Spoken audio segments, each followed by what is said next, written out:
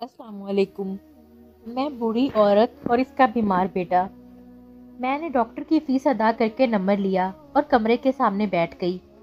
اس specialist کی face کافی زیادہ تھی۔ مریض آتے گئے، نمبر لیتے گئے۔ ایک بوڑھی عورت ڈاکٹر کے کمرے تک پہنچی۔